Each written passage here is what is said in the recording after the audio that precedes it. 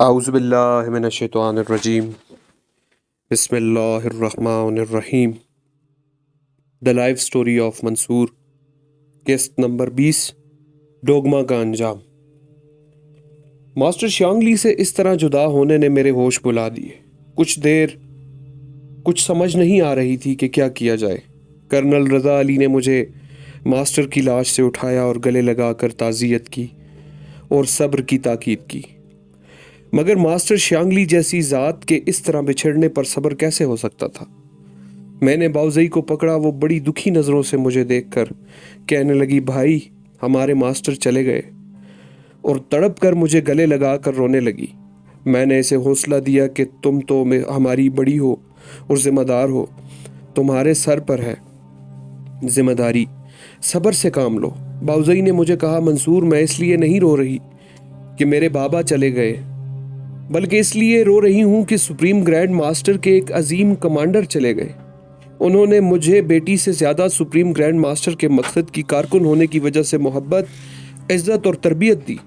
بہت ہی کم کبھی بچپن میں انہوں نے مجھے بیٹی کہہ کر پکارا ہو، اور نہ انہوں نے کبھی خواہش کی کہ میں انہیں بابا کہوں۔ وہ ہمیشہ کہتے تھے کہ سب سے اہم رشتہ ہمارے درمیان سپریم گرینڈ ماسٹر کی محبت اور ان کا پاک مقصد ہے۔ حکومت پاکستان نے چائنیز گورنمنٹ سے بہت زیادہ اظہار افسوس کیا اور قاتلوں کو ان کے منطقی انجام تک پہنچانے کا وعدہ کیا۔ تمام لاشوں کو تابوتوں میں بند کر کے خصوصی طیارے سے چائنا بھیجا گیا۔ اسی طیارے میں باؤزئی اور نین تارا بھی روانہ ہو گئی۔ ماسٹر کی لاش کو شاولن ٹیمپل گرینڈ ماسٹر لی فنگ کی خانقاہ میں لے جایا گیا، جہاں ان کی آخری رسومات ادا ہوں گی۔ میں نے کہا کہ میں بھی ان کے ساتھ جانا ہے، لیکن مجھے باؤزئی نے سختی سے منع کیا کہ تم ساتھ نہیں آؤ گے، تمہاری ابھی یہاں ضرورت ہے۔ روحانی طور پر آخری رسومات میں شامل ہو جانا اور جاتے ہوئے آخری الفاظ کہے، منصور اس ڈوگما کو زندہ مت چھوڑنا۔ میں نے کہا، انشاءاللہ۔ طیارے کے پرواز کرنے تک میں اور کرنل وہاں کھڑے رہے۔ جب تک طیارہ فضا میں نظر آتا رہا میں دیکھتا رہا۔ میری آنکھوں سے مسلسل آنسو بہہ رہے تھے۔ اچانک مجھے اپنے کندھوں پر ہاتھ محسوس ہوا اور اوپر کرنل کی آواز سنائی دی، چلو منصور، اور ہم واپس چل پڑے۔ پیر طریقت انتہائی سخت تکلیف میں تھا۔ اس کو شہر کے بڑے ہسپتال میں شفٹ کیا گیا، مگر اس کی حالت میں کوئی فرق نہیں پڑ رہا تھا۔ ایک دن پتہ نہیں کیسے وہ بیڈ سے ہمت کر کے اترا اور نیچے گر گیا، اور گھسیٹتا ہوا خود کو کھڑکی کے پاس پہنچ گیا اور نیچے دیکھا وہ ہسپتال کی 5ویں منزل پر تھا۔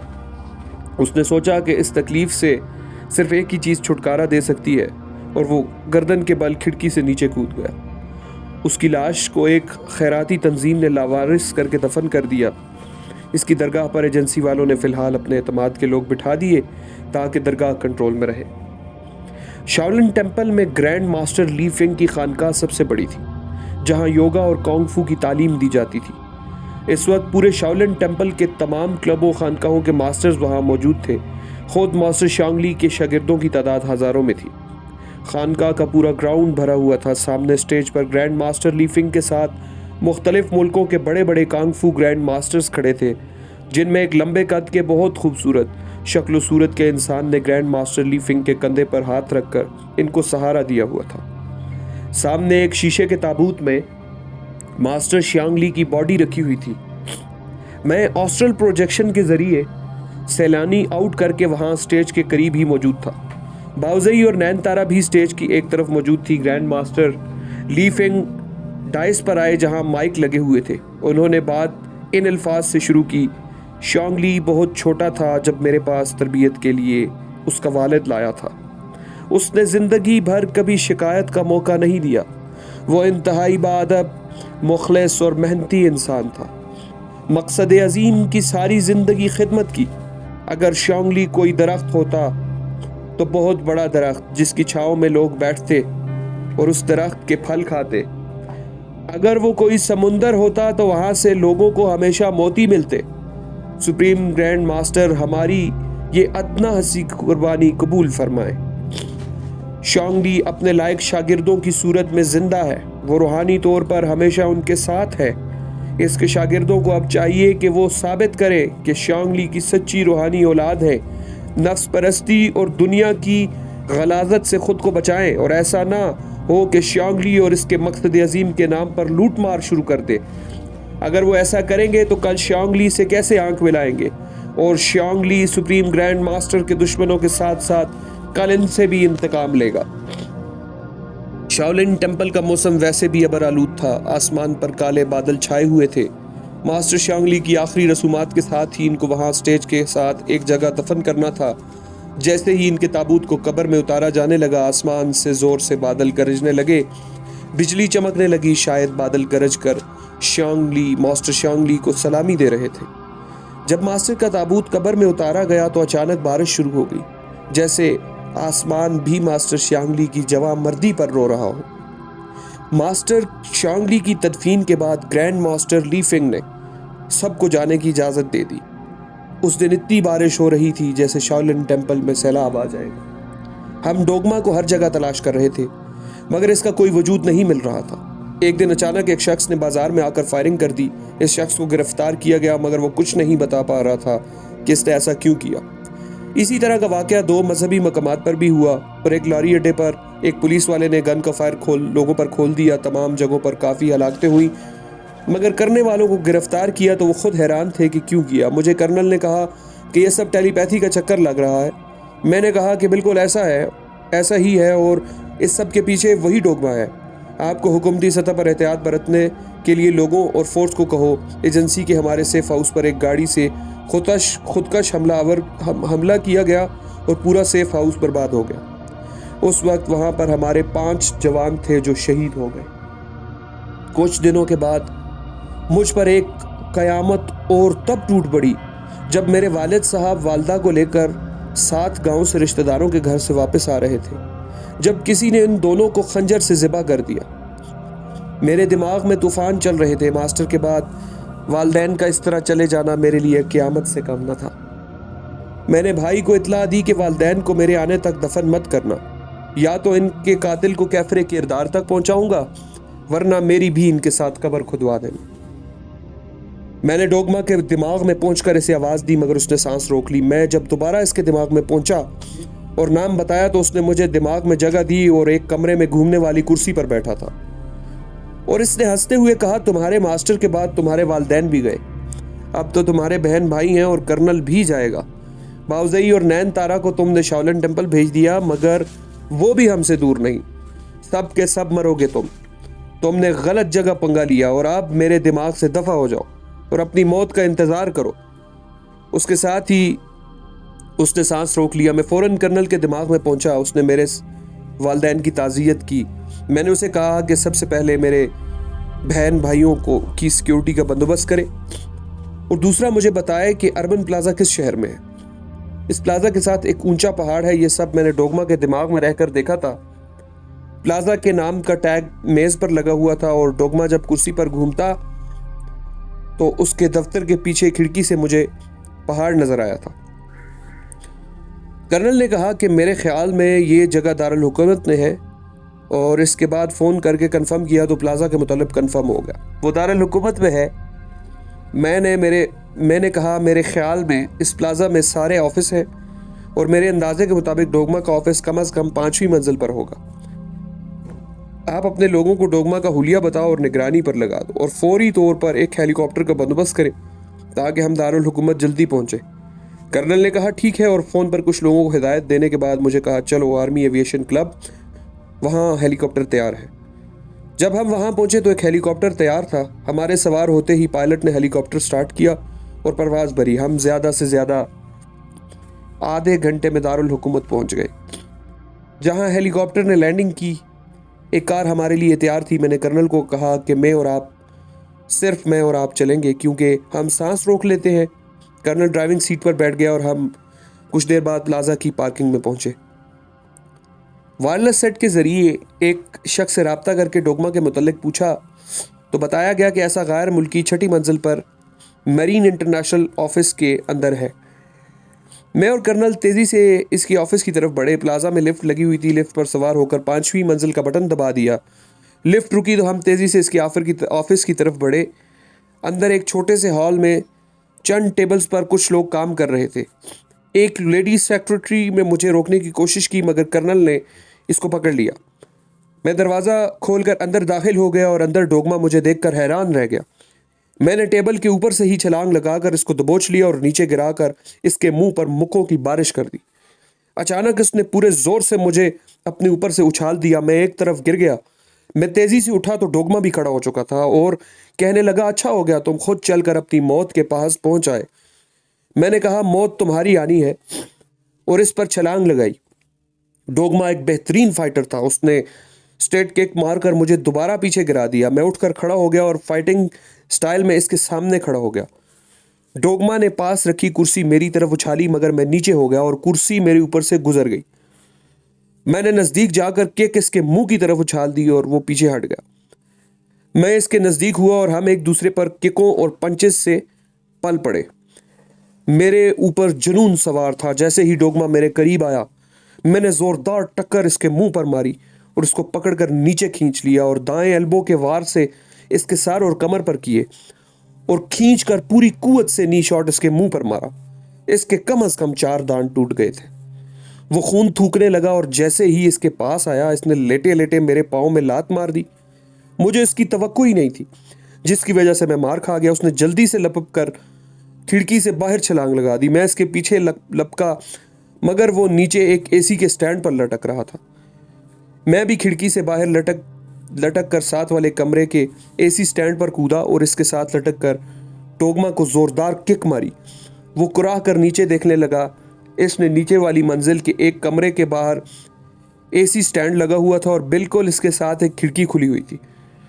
اس نے جسم کو تولتے ہوئے اینگل پر چھلانگ لگائی اور اس کو پکڑ کر اوپر کھڑا ہو کر مجھے فاتحانہ انداز میں دیکھنے لگا اور کھلی ہوئی کھڑکی سے کمرے کے اندر کود گیا۔ اس وقت مجھ پر عجیب جنون سوار تھا۔ میں نے اپنی جگہ سے فوراً اس لوہے کے اینگل پر چھلانگ لگائی اور جیسے ہی میرا ہاتھوں نے اینگل کو پکڑا، اسی رفتار سے میں نے جسم اوپر اٹھایا اور کھڑکی کے ذریعے کمرے کے اندر پہنچ گیا۔ یہ کوئی آفس تھا۔ ڈوگما دروازے سے نکل رہا تھا، میں اس کے پیچھے لپکا۔ دروازے سے نکل کر ہم ایک ہال میں پہنچ گئے۔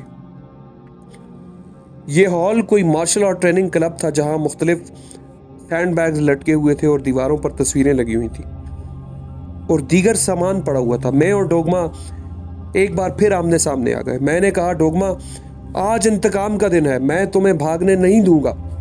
دانت ٹوٹنے کی وجہ سے اس کا منہ سوج چکا تھا۔ میں نے اس کی گردن کی مواشی گیری کک سے نشانہ بنایا۔ جیسے ہی وہ پیچھے ہوا، میں نے اچھل کر ویل کک ماری اور 4 قدم پیچھے ہوا۔ میں نے اس پر فرنٹ کک کرتے ہوئے ساتھ ہی جمپ کر کے بیک کک اس کی چھاتی میں ماری۔ وہ اچھل کر پیچھے دیوار کے ساتھ ٹکرایا۔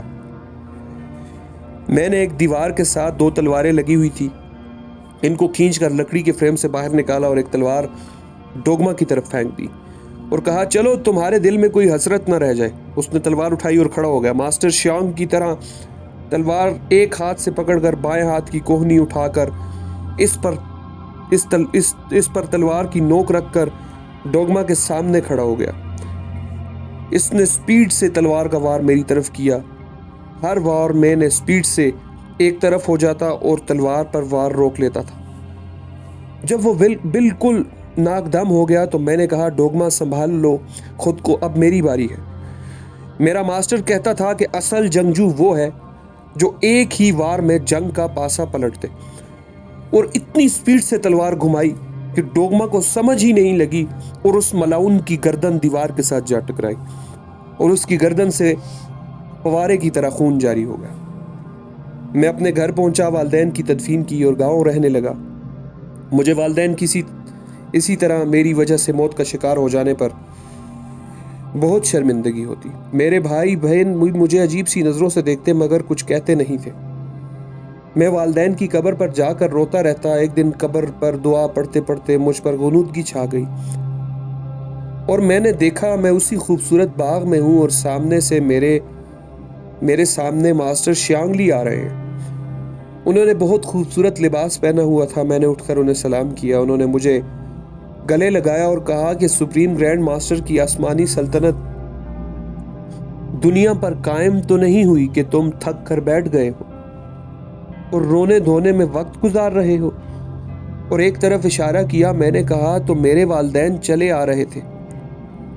وہ مجھے خوش ہو کر ملے اور کہا، بیٹا ماسٹر شیانگ ہمارا بہت خیال رکھتے ہیں اور ہمیں سپریم گرینڈ ماسٹر کے پاس لے کر جاتے ہیں جو ہم سے بہت پیار کرتے ہیں کہ آپ کو دنیا میں ہماری وجہ سے تکلیف سہنی پڑی.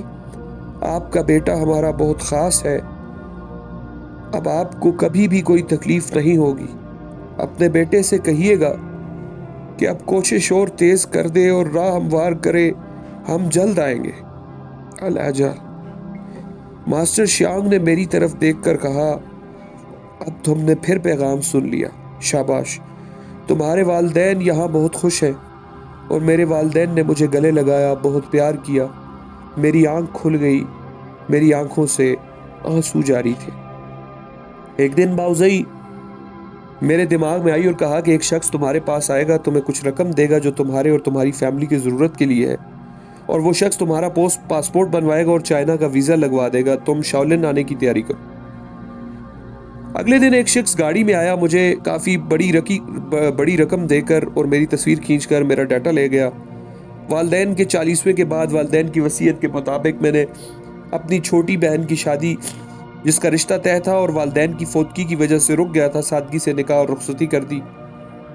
میں نے وہ ساری رقم جو باؤزئی نے دی تھی اپنے بہن بھائیوں میں برابر تقسیم کر دی تاکہ ان کی زندگی اچھے سے گزرے.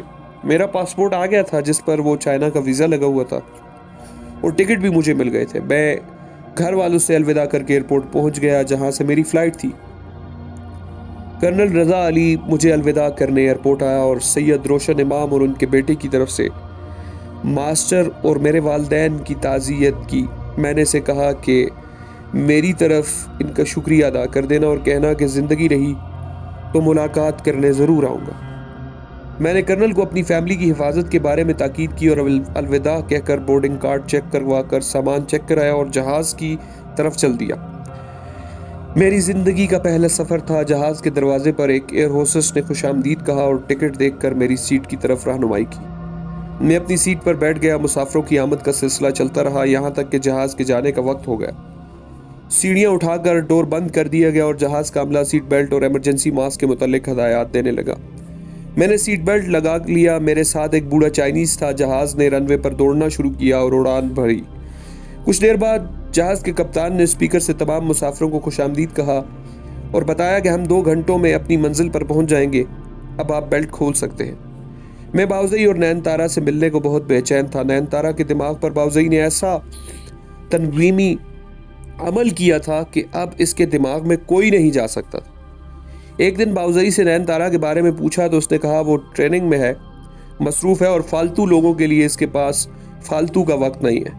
جب تم یہاں آؤ گے تو کچھ دیر کے لیے شاید ملاقات ہو جائے. وہ بھی انہی خیالات میں کھویا ہوا تھا کہ میں انہی خیالات میں کھویا ہوا تھا کہ مجھے کچھ لوگ اٹھتے نظر آئے اور ایک شخص کاکپٹ میں گھس گیا اور باقیوں نے گنز نکال لی. مسافر چیخنا شروع ہو گئے اور افراتفری شروع ہو گئی کہ اسپیکر سے آواز بھری کہ جہاز ہمارے قبضے میں ہے اور جہاز چائنا کی بجائے نیپال جا رہا ہے اور ہماری منزل کھٹمنڈو ہے. میں نے اس کی آواز سن کر اس کے دماغ میں چھلانگ لگائی مگر اس نے سانس روک لی. آپ کی اطلاع کے لیے عرض کرتا چلوں کہ پہلا سیزن ختم ہو چکا ہے اور انشاءاللہ تعالی اگلے سیزن کے ساتھ جلد ہی آپ سے ملاقات ہوگی.